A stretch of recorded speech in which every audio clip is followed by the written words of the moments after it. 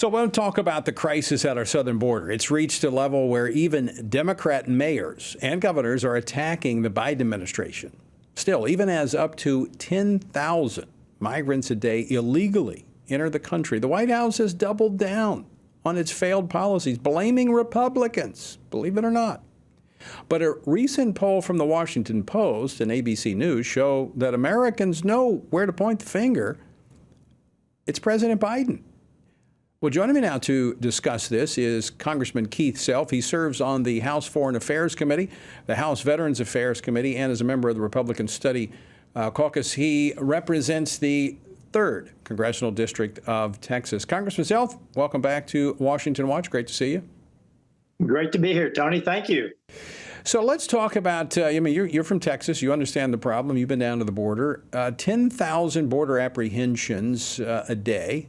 Last week. Given the Biden administration's failing policies, could this be an issue that we see interjected into the funding over government this week? I think absolutely that's the case.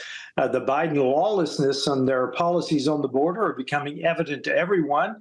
It is really hard to stomach now some of the videos that are even coming out of my Texas colleagues who are at Eagle Pass today.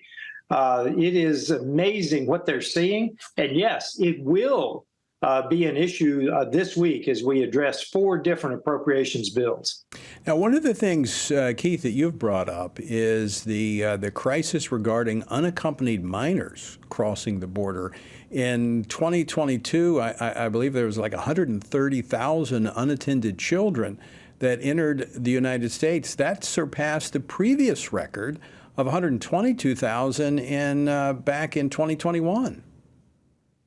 And the administration admits they've lost 85,000 of those young children. They just can't account for them.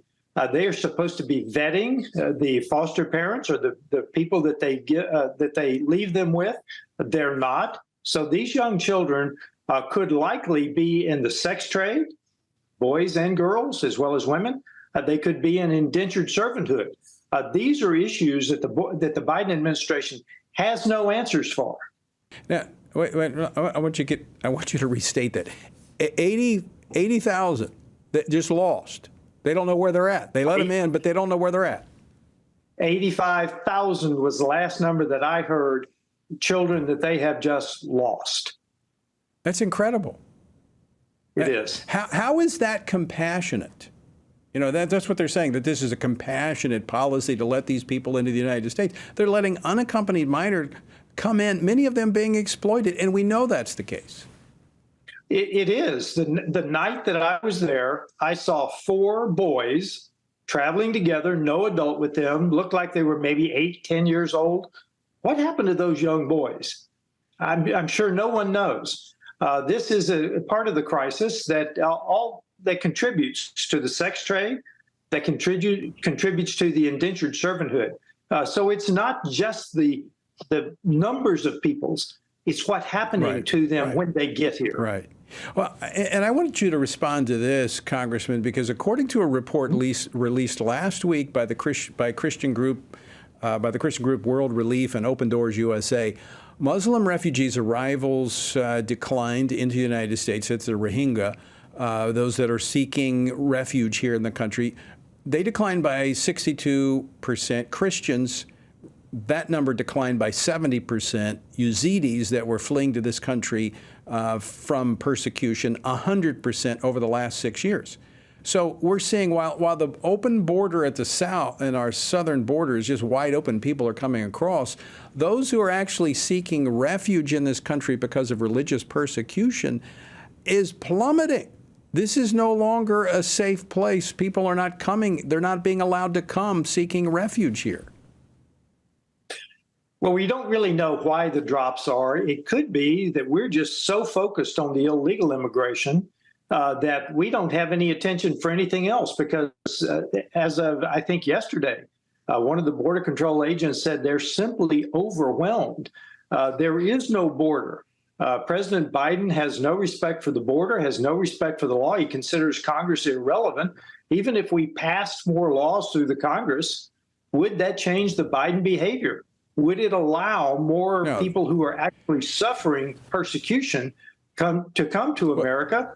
Or does the system just remain overwhelmed? I think this is intentional. I think they're intentionally allowing the southern border to be overrun, and they could care less about religious persecution. I mean, there's you might not be familiar with this, but there is a German homeschool family currently living in East Tennessee, came here 15 years ago.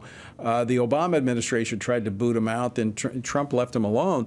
Well, now they're being told they're going to be sent back to Germany. They're here. They escaped because of homeschooling being persecuted in Germany, and now the Biden administration wants to kick them out. That's just pettiness, Tony. That's just abuse of the rule of law because they can. That's all that is. It's just pettiness. I mean, the unfair, unjust application of the laws under the Biden administration is deeply troubling. Final question for you, Congressman Self. What is your expectation this week as the House looks down this 5 days? I mean, we've got 5 days to fund government. What do you see as the outcome? I hope that we can pass some bills. I'm understanding what I'm hearing through my sources is that the Ukraine funding is still in several bills that we will hear this week. And there are still a number of people who have said they will not vote for the rule nor the bill if the Ukraine funding is in it. This almost looks to me like it's a setup for failure. If it is a setup for failure in order to blame the conservatives, then I go back to that the frustration, the anger that we're hearing across America today, because I don't think people are ready to accept more debt, more lawlessness by the Biden administration. I think this is our chance to actually make a change in the Congress and in the federal government this year because we have the people behind us this year. Yeah, I agree with you. Congressman Keith Self of Texas, thanks so much for joining us today. Thank you.